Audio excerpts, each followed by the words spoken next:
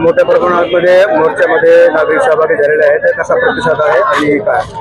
नाही, राज्यामधील धनगर बांधव गेल्या अनेक वर्षापासून धनगर आणि धनगड या शब्दांचा जो अपभ्रंश झाला आणि धनगर उल्लेखाकारणानं आज धनगड असूनही या समाजाला अनुसूचित जातीमध्ये यांचा समावेश झाला नाही, म्हणून गेल्या अनेक वर्षापासून हे बांधव आंदोलन करतायत।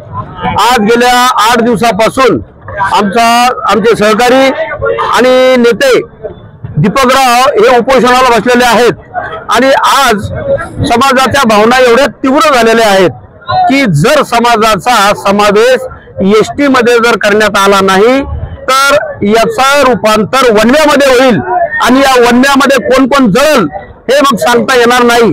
आणि म्हणून शासनाने आज दीपक भाऊ जे उपोषण करतायत यांच्या उपोषणाची तात्काळ दखल घ्यावी आणि या समाज बांधवांच्या ज्या मागण्या आहेत की त्यांना अनुसूचित जमातीमध्ये त्यांचा समावेश करावा, जो रीतसर आहे। बाजूच्या मध्य प्रदेश आणि छत्तीसगडमध्ये सुद्धा आमचा धनगर बांधव धनगर या अर्थाने तिथं अनुसूचित जमातीमध्ये आहे, मग महाराष्ट्रामध्ये काय नाही? ही न्यायसंगत जी मागणी आमच्या बांधवांची, याची दखल सत्ताधाऱ्यांनी ताबडतोब घेतली पाहिजे आणि जर घेतली नाही तर महाराष्ट्र पेटल्याशिवाय राहणार नाही। आज अशी परिस्थिती या ठिकाणी आपल्याला पाहण्यास मिळते।